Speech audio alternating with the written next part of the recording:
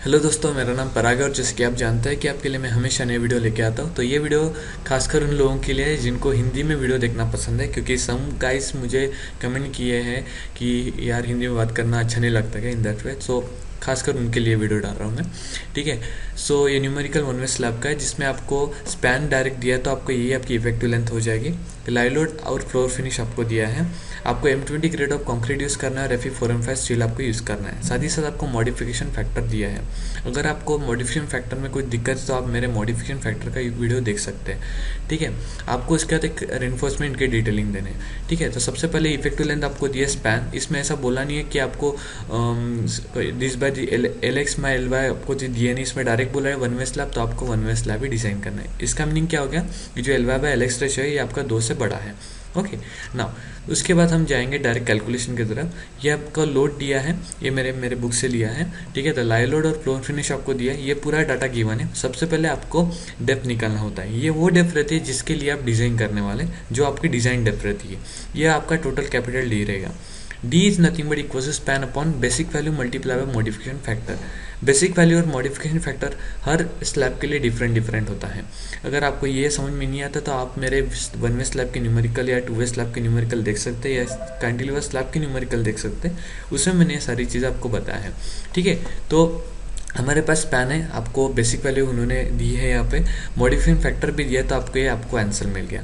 उसके बाद ये आपका विदाउट क्लियर कवर आपका ये वैल्यू है। अगर आप इसमें कैपिटल ओवरऑल डेप्थ, ये इफेक्टिव डेप्थ होगी। अगर आपको ओवरऑल डेप्थ निकालना है तो आप क्या करना पड़ेगा, जो effective depth plus clear cover plus diameter divided by 2, तो आपको मिल गया 186। तो मैंने इसको राउंड ऑफ किया 190। ठीक है। उसके बाद आपको इफेक्टिव लेंथ, ये लोड कैलकुलेशन आपको करना है, जिसमें आपको डेड लोड जो रहता है, अभी देखो यहाँ पे आपको बोला है direct one way slab design और आपको स्पैन दिया। अगर यहाँ पे बी और डी दिया रहता तो हम उसको अज्यूम करते, लेकिन इसमें ऐसा कुछ दिया नहीं, तो हम डायरेक्ट डेड लोड निकालेंगे 2.5 इंटू डी। अगर इस आपको बी और डी दिया रहता है या बी दिया रहता तो हम इसको बी डी गैमा के हिसाब से इसको सॉल्व करते हैं, लेकिन आपको दिया नहीं इसलिए हम 2.5 इंटू डी करेंगे। ठीक है। तो ये 2.5 इंटू डी हमको मिल गया। उसके बाद लाई लोड जो है आपको अवेलेबल है, फ्लोर फिनिश आपको दिया है, सबके एडिशन करेंगे आपको इतना मिल जाता है। उसके बाद अगर आपको ये टोटल लोड आपको मिल गया, बाद में टोटल लोड को अपन 1.5 से मल्टीप्लाई करेंगे तो आपको मिलता है 14.625। यहाँ पे मिस प्रिंट है। ओके। 14.625 वैल्यू आपको मिलेंगी, जो रहेगा आपका फैक्टर लोड।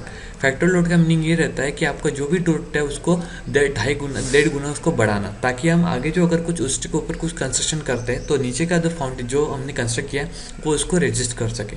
ठीक है। उसके लिए जो लोडिंग हम लगाते हैं उसको फैक्टर लोडिंग बोलते हैं।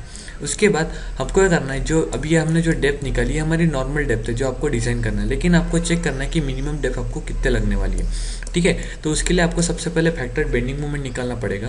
फैक्टर्ड बेंडिंग मोमेंट का यूज़ करके ये सिंपल फार्मूला है WL²/8, लेकिन हमारे पास फैक्टर लोड हमें लेना है, इफेक्टिव लेंथ लेना है, डिवाइडेड बाय करेंगे तो हमें मिल जाता है 37.01 किलोमीटर इंटू मीटर। उसके बाद आपको क्या करना है, एमयू लिमिटिंग के साथ MD को इक्वेट करना है, तो आपको जाके एक डी रिक्वायर मतलब रिक्वायर्ड डेप्थ आपको मिलेगी। रिक्वायर्ड डेप्थ मिलने के बाद हम क्या करेंगे, इस डेप्थ को इस डेप्थ के साथ अज्यूम करेंगे। अभी ये इसके नहीं, इसके साथ 160.7 के साथ। ठीक है। तो आपको पता चलेगा कि हमारा ये जो रिक्वायर्ड है ये कम है हमारे प्रोवाइडेड के साथ, तो हमारा ये चेक क्या हो गया, सेफ हो गया। ठीक है। ये जो पॉइंट 138 है ये पॉइंट Fe415 के लिए है, Fe500 के लिए दूसरा है, Fe215 के लिए दूसरा है। ये वैल्यू एमयू लिमिटिंग की एक टेबल आता है, उसमें आपको एक सारी वैल्यू में स्ट्रेस एंड पैरामीटर से आपको समझा के बताऊंगा। उसके बाद ये होने के बाद आपको निकालना है मेन स्टील। मेन स्टील में आपको दिया रहता है AST = 0.5 FCK/FY in bracket 1 - √4.6 MD FCK BD² × B × D। ठीक है।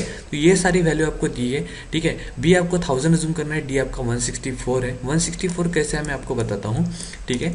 190 में से अगर 190 कैपिटल डी मिला, 190 माइनस ऑफ हम 20 करेंगे, -12/2 करेंगे तो आपको मिलता है 164। ठीक है। तो ये सारी वैल्यू जो हम इसमें पुट करेंगे तो हमको AST मिलता है 684.66, जो कि आपको बेंट अप बार का मेन स्टील मिला। स्टील में स्लैब में जो मेन स्टील रहता है उसको हम बेंट अप बार बोलते हैं। ठीक है। उसके बाद अब ये जो मेन स्टील हमने जो एरिया उसका निकाला है, ये एरिया उसके जो बार है हम कितने स्पेसिंग के डिस्टेंस पे रखें ये भी हमें निकालना पड़ता है। तो IS कोड के हिसाब से आप इसको निकाल सकते हैं। इसका सिंपल फार्मूला है π/4 × diameter square divided by ST multiply by 1000। Okay, इसको ध्यान में रखने से इसको ध्यान में रखो, π/4 इंटू 12 स्क्वायर मतलब π/4 into diameter square divided by ST multiply by 1000, तो आपको मिल जाती है स्पेसिंग 165.77, इसको मैं 165 करूँगा। साथ ही साथ मेन स्टील की जो स्पेसिंग रहती है ये आपको 3 इंटू D और 300 mm इतनी दी रहती है। आपको इन तीनों में से कम वैल्यू जो रहती है वो आपको लेना पड़ता है, ये आपको IS 456 से मिलती है। ठीक है, उसके बाद मैगजीन स्पीड लेते को यहाँ पे दिए हैं। ठीक है, तो आपको इन तीनों में से कम वैल्यू लेना पड़ता है, तो हमने लिया है, हम 12 mm के बार प्रोवाइड कर रहे हैं और हमारा स्पेसिंग कितना है 165 mm सेंटर टू सेंटर है, तो हम हमारा मेन स्टील जो है वो 12 mm का प्रोवाइड करने वाले हैं डायमीटर, और साथ ही साथ हम 165 mm सेंटर टू सेंटर मतलब उन दोनों के बीच में इतना हम गैप रखने वाले हैं। ठीक है, अभी आपको निकालना पड़ेगा कि यार हम अगर इतना हम प्रोवाइड कर रहे हैं, इतना 684.66 mm का प्रोवाइड कर रहे हैं, तो आपको निकालना है कि हम कितना नंबर ऑफ बार प्रोवाइड करने हैं, आपको निकालना पड़ेगा। आपके पास अभी स्टील का एरिया भी है, आपको नंबर ऑफ आपके पास स्पेसिंग है, लेकिन नंबर ऑफ बार आपके पास नहीं है, तो हम क्या करेंगे, उसका फार्मूला है स्टील इक्वल्स टू मतलब AST equals to number of bar multiply by π/4 into diameter square. तो हम क्या करेंगे 684.66 equals to number of bar multiply by π/4 into diameter कितना 12, तो 12 का स्क्वायर करेंगे, 12 का स्क्वायर करेंगे तो आपको नंबर मिल जाएंगे। ठीक है, तो उतने नंबर ऑफ मेन स्टील हम प्रोवाइड करेंगे।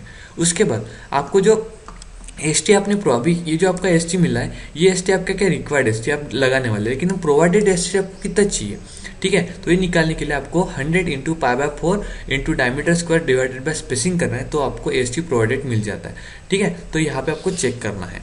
उसके बाद अभी आपको डिस्ट्रीब्यूशन स्टील अभी आपको एरिया ऑफ डिस्ट्रीब्यूशन स्टील निकालना है, मतलब जो डिस्ट्रीब्यूशन ये भी मेन स्टील का हो गया। अभी डिस्ट्रीब्यूशन का जो स्टील हम निकालेंगे उसके लिए आपका फार्मूला है 0.15% of B into D for Fe 415 tip 450। ठीक है, उसके बाद ये होने के बाद आपको यहाँ पे पूरा वैल्यू पुट करेंगे। देखो यहाँ पे फिर से मिस प्रिंट किया उन्होंने, यहाँ पे 15 चाहिए, 1000 इंटू 190 करेंगे, ये कैपिटल D है 285, मतलब हमारा डिस्ट्रीब्यूशन स्टील जो है वो आपको यहाँ पे थोड़ी मिस प्रिंट है, सॉरी। ओके, 285 यहाँ पे 15 चाहिए, 285 mm का जितना डिस्ट्रीब्यूशन स्टील आपको प्रोवाइड करना है। साथ ही साथ जो स्पेसिंग है वो भी आपकी सेम फार्मूला रहेगा, π/4 into diameter square divided by जो है अपना steel distribution steel multiply by 1000, ये आपको स्पेसिंग मिल गई। सिमिलरली हम इसमें सिर्फ फिर से निकालेंगे, ये आपको सबसे कम मिल गई डिस्ट्रीब्यूशन स्टील के लिए IS 456 2000 IS कोड से आपको 5D ये स्पेसिंग रहती है। ठीक है, और साथ ही साथ 450 रहती है, इसमें से जो भी कम रहेगी आपको लेना, तो हमारी 99.20 है तो हम ये लेंगे। मतलब डिस्ट्रीब्यूशन स्टील हम जो प्रोवाइड करने वाले वो हमारा है 6 mm के bar at the rate of 95 mm centre to centre distance. फिर आपको नंबर निकालने डिस्ट्रीब्यूशन बार के, तो फिर से हम वैसे करेंगे, जो स्पेसिंग है 285 steel equals to number of bar multiply by π/4 into 6 square, तो आपको नंबर ऑफ बार मिल जाएंगे। अभी हम आते हैं इसके ऊपर डायग्रामेटिकल रेनफोर्समेंट के स्केच के ऊपर। ठीक है, इसमें क्या होता है, देखो उन्होंने बोला था हमें डायरेक्ट हमें स्पैन लेंथ दी थी, इफेक्टिव लेंथ 405 मीटर दी थी। ठीक है, अगर उन्होंने ऐसा सिंपली सपोर्टेड बोला था, हम इसकी इफेक्टिव लेंथ हमने निकाली रहती। ओके, तो देखो ये जो रहता है बेंट अप बार, हम इसको क्या बोलते हैं, मेन स्टील बोलते हैं, जो कि हमने प्रोवाइड किया कितना 12 mm at the rate of 165 mm centre to centre. Okay, उसके बाद ये मेन स्टील रहता है, और ये जो इसकी ये वाला नहीं, ये जो यहाँ पे जो रहता है ये रहता है अपना डिस्ट्रीब्यूशन बार, जो कि रहता है 6 mm at the rate of 6 mm bar at 95 mm centre to centre. Okay, ये 190 ये क्या हो गया, कैपिटल D हो गया, और यहाँ तक अगर हम लेते इस तक अगर लेता तो ये आएगा अपना कितना, स्मॉल d। ओके, तो इस तरीके के सिंपल तरीके से आप वन वे स्लैब की डिज़ाइन कर सकते हैं। होप कि आपको मेरा वीडियो अच्छा लगा है। प्लीज़ मेरे नीचे इस साइड में दिए वेबसाइट को विजिट कीजिएगा, और मेरे वीडियो को प्लीज़ लाइक कीजिएगा, ताकि आपको बहुत सारी मैं हेल्प कर सकूँ। और इसमें जो भी मैंने आपको करेक्शन बताया, जैसे यहाँ पे 15 है, उस करेक्शन के ऊपर थोड़ा ध्यान रखिएगा। Thank you.